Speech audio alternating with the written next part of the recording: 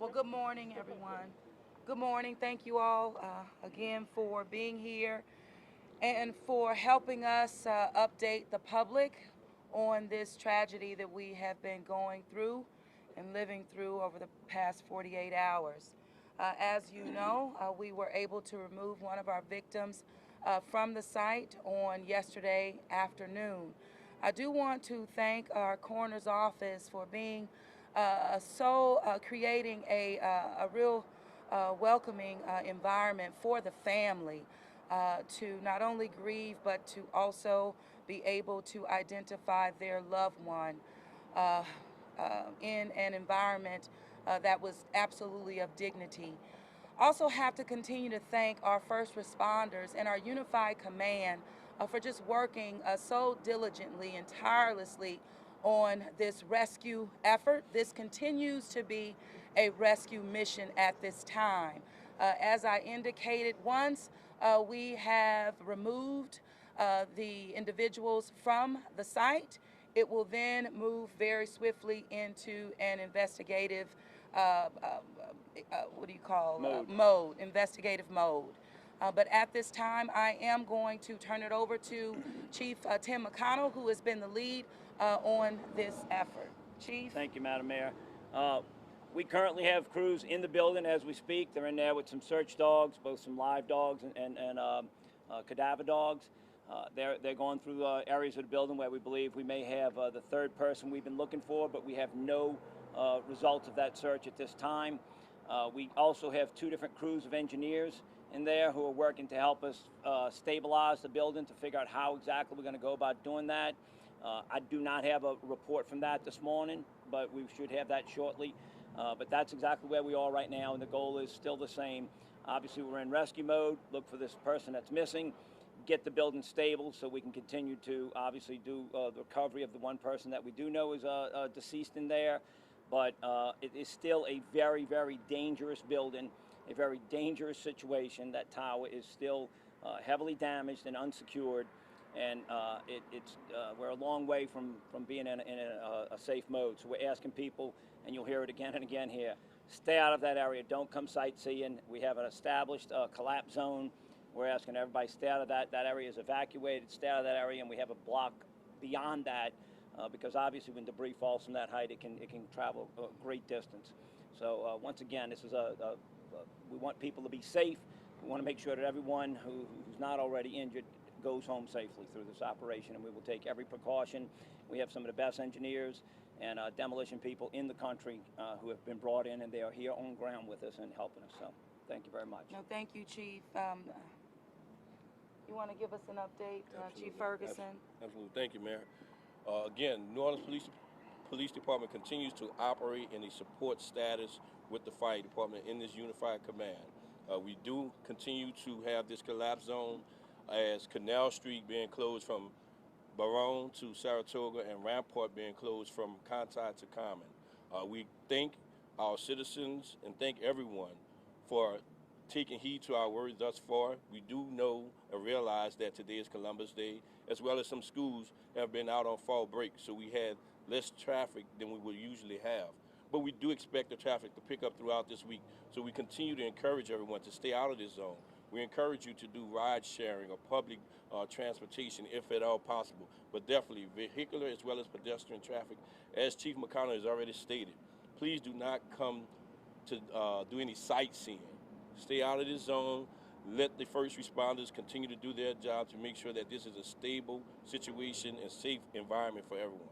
Thank you. Thank you so much. And we want to hear also from our Director, Arnold, with Homeland Security. Come on. I would just reiterate what the chief said. Good morning, everybody. The public's listening, and we appreciate that. Ready.nola.gov, at NOLA Ready. Sign up for alerts. Text your zip code to 888-777. We really appreciate the fact that the public's listening to us about this area and about what we're facing down here.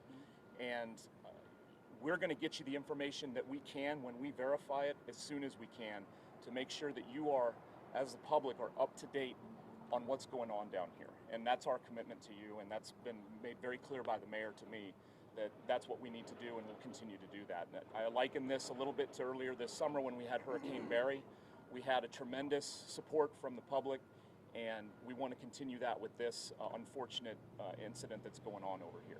And we'll be here until this is over. Thank So, you, Colin. We know that we still have 9 adjacent businesses where their utilities have been cut off in terms of course, electricity as well as gas. That will remain intact. We also have about 37 families that live in the area that have been put up in hotels, again, in our central area as well. We are continuing to monitor our one individual that is still hospitalized. The health department laid eyes on him last night, and will continue not only to interact with him, but also the families that are tied to this tragedy as well. Councilmember Moreno is with us. The City Council has been very supportive. You know, I say that Councilmember Palmer is our chair of the hospitality of Homeland Security and Families, been on the ground. I want to thank her for that. But Councilmember Moreno, anything you want to add? No, I just thank you for your leadership on this. No, and thank you for your support. So at this time, we will take questions. What's the condition of the one individual in the hospital? He is in stable condition. As I mentioned on yesterday, he did undergo surgery. He was watching the Saints game when EMS, Dr. Nichols, and Dr. Vegno visited him on yesterday. As you know, he was an employee and was on site. But we will continue to stay in contact with him, absolutely, and making sure that he has the supportive services, because this was absolutely a traumatic experience. Question for the chief.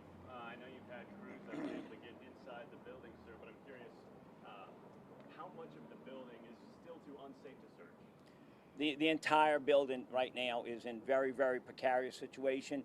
Because it's a life safety issue, it's a rescue, we are putting our folks you know, in somewhat risk. It's way different than when you start trying to deconstruct this building. As part of it will absolutely have to be done.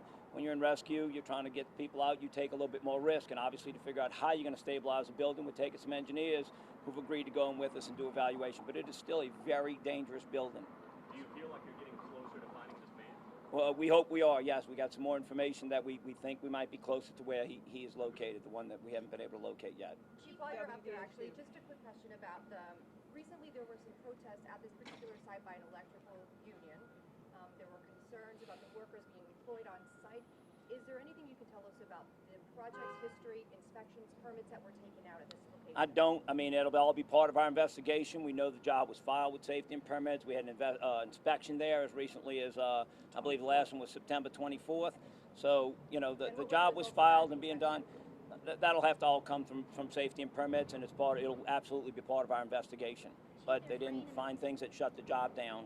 And there's rain in the forecast. How's that going to affect your? Absolutely, one of the things I'm sorry, that our folks were looking at today. You know, anything that would add weight to the building is a concern.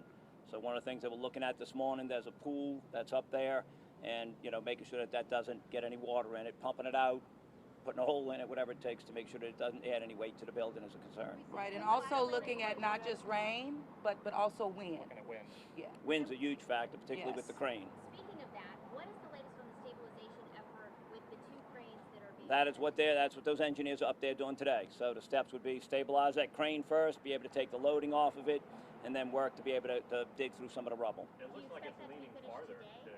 today. It is not. We absolutely have some of the most sophisticated equipment on the crane, and people monitor that, and they are equipped with the radios from us, and we have a procedure for evacuating that building. You know, immediate evacuation through radio use and through air horns. It's a process that's part of our standard operating procedure. So everyone who enters that building is trained on that. The person who's monitoring that equipment is trained on that, so they can signify right away to get out. It is absolutely, the building and the crane have not moved.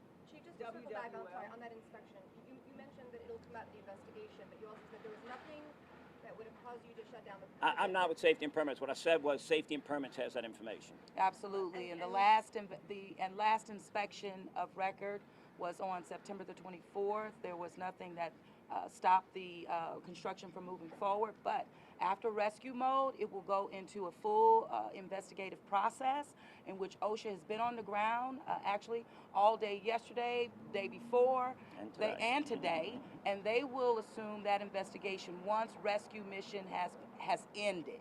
Okay, full investigation to come, and we're going to be as cooperative, as necessary to the fullest extent as relates to the city of New Orleans, but understanding accountability is at the heart of it. And that starts with a full investigation and one with the process that we can stand up to. Mayor, do you know All right, anything one at right now that a would cause time, you to please. doubt the One at a quality of time, that please. inspection? WWL and then Rosa Flores, CNN. Chief, you said you're getting closer to, hoping you're getting closer to finding the man. Where exactly in the building do you believe that person is located? The missing person? No, he's in an area where there was part of the collapse, so we're on the Rampart Street side. So that's why our crews are looking. We're concentrating right now.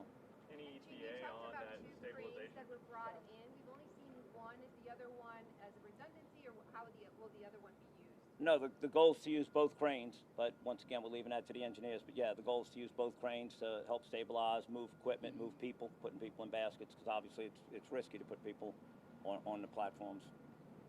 And do you have the identity of the body that was recovered? Have you That'll come from the coroner's office as in any fatality.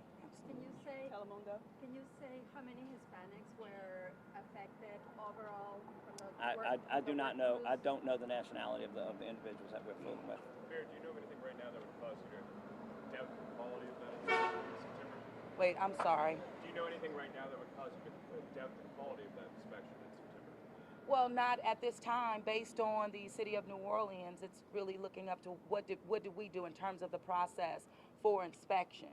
Of course, you have a construction company that is over that particular construction site, and so that will come out of the investigation, particularly that OSHA will move forward with after our rescue efforts. The city of New Orleans has been cooperative, and we will continue to. Because we want to make sure that the investigation is thorough and that accountability is upheld at every single level. WDSU.